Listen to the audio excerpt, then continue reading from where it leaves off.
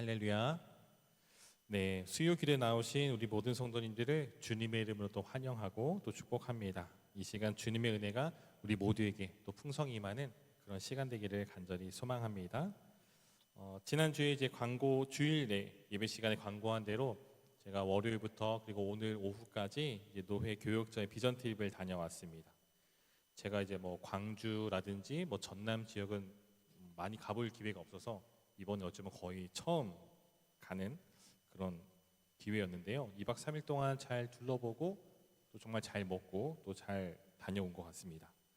그러니까 잠시 집을 떠나서 이제 홀로 있는 것이 처음에는 좀 많이 외로웠지만 또 2인 1실 아니 1인 1실한 소리 듣고 좀 편하게 좀 지냈던 것 같습니다.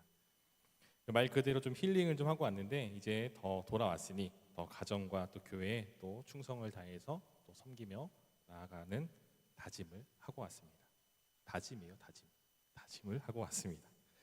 네, 힐링이라는 이 키워드 2박 3일 동안 좋은 시간을 보내면서 이러한 쉼이 또 이러한 좀 이 힐링이라는 것이 우리 삶 가운데 좀 간간히 좀 필요한 것 같다는 생각을 가지게 되었어요.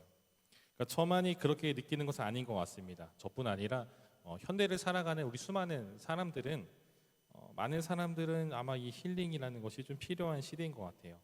그러니까 왜 힐링이 필요할까요? 좀 다른 말로 표현하면은 오늘 말씀과도 좀 연관돼서 좀 바꿔보면은 수많은 사람들에게는 좀 위로가 필요한 것 같습니다. 좀 마음을 좀 어루만져주는 그런 위로가 이 시대간에 필요한 것 같아요. 분명히 이전 세대보다 우리가 지금 살고 있는 이 시대가 훨씬 더 기술이 발달되고 훨씬 더 많은 풍요로움이 있지만 오히려 좀 그와 좀 반비례적으로 좀 마음이 아프고 좀 위로가 필요한 사람들은 이전 시대보다 더 많이 필요한 것 같아요. 제가 요즘 자주 듣는 노래가 있어요. 물론 찬양도 많이 듣지만 가요도 좀 듣곤 하는데요. 근데 뭐 그렇다고 막 그런 허무맹랑한 그런 가요가 아니라 요즘 좀 꽂힌 앨범이 있는데 이제 얼마 전에 좀 이제 발매된 이 개화라는 앨범이에요. 악뮤 친구들이 이렇게 새로운 앨범이 있는데 그러니까 앨범 전체 이제 플레이리스트를 한 37분 정도 되는데 그거를 좀 듣다 보면은 그냥 마음이 그냥 편안해져요. 그러니까 막 알 수 없는 막 영어 가사를 막 하는 것도 아니고 저희 영어를 잘 못하거든요. 막 영어 가사를 하는 것도 아니고 그냥 누구나 듣기 편한 그런 가사로 또 듣기 편안한 그런 목소리로 부르는 그 노래를 쭉 듣고 있으면은 그냥 마음이 좀 편안해지는 것 같아요. 그러니까 저만 그렇게 느끼는 것 같지 않아요. 음원 사이트 차트를 한번 좀 보니까 이들의 음악이 올라가 있고 그 중에서도 뭐 기쁨, 슬픔, 아름다운 마음이라는 이 곡이 지금 이제 뭐 실시간 차트에서는 1위를 계속해서 좀 유지하고 있더라고요.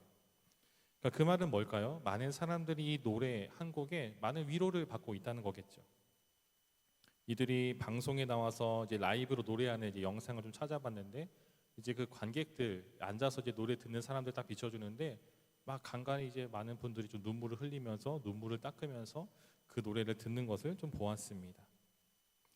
이 노래 전에도 좀 한창 인기 있었던 노래가 있었죠. 아마 여러분도 한번 좀 들어보셨을 것 같은데 나는 반딧불이라는 노래 여러분 혹시 들어보셨죠?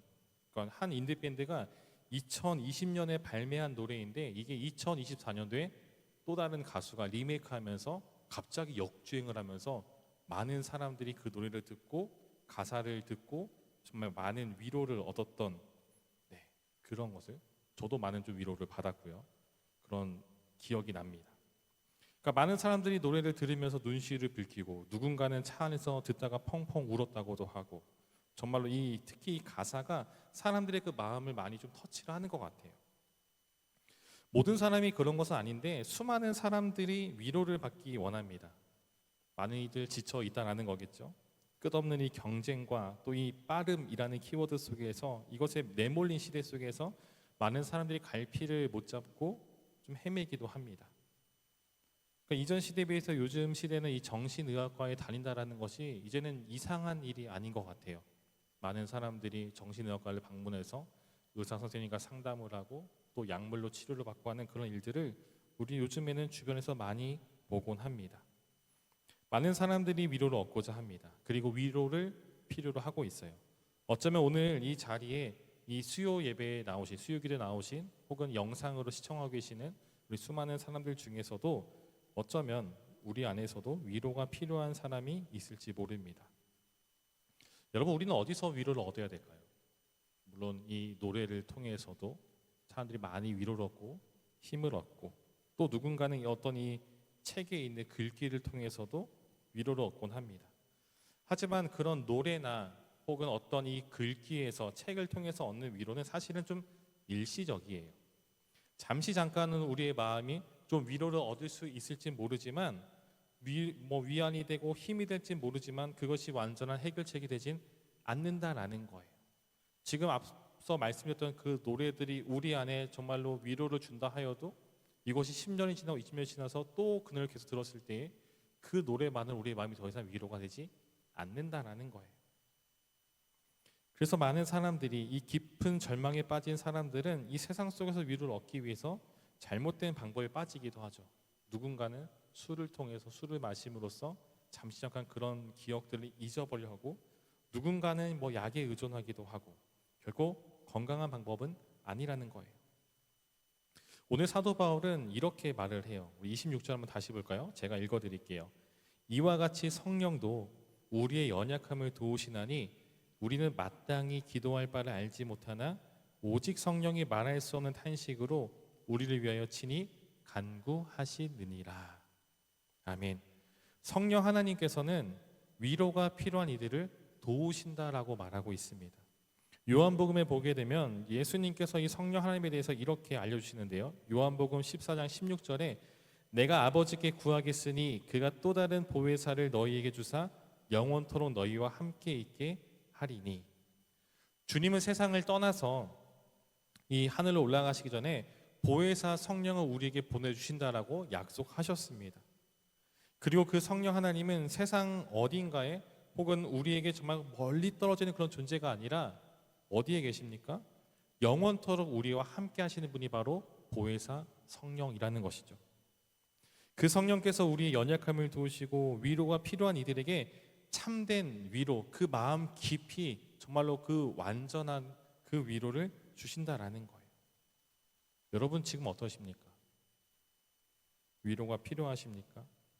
하나님이 아닌 다른 그런 누군가에게로라도, 다른 그 무언가를 통해서라도 당장에 이 위로가 절박하게 필요한 그런 모습이 있지는 않으십니까?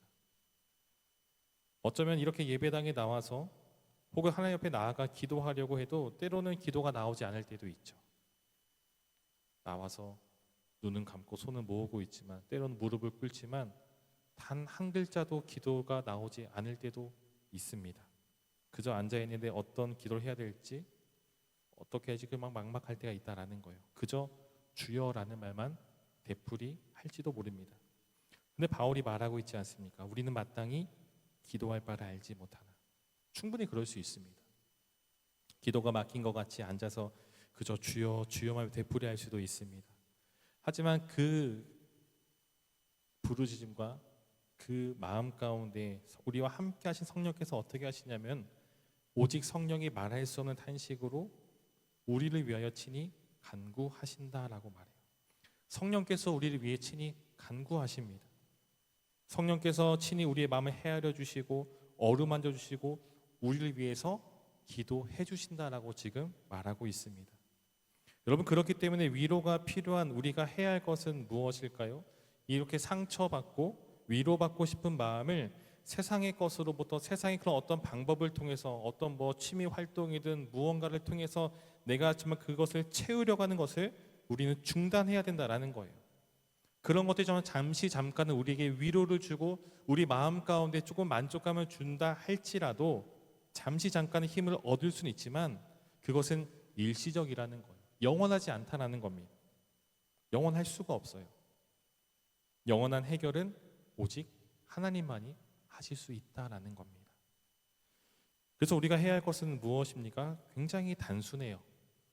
그저 하나님 앞에 나아가는 것, 주님 앞으로 나아가는 거예요.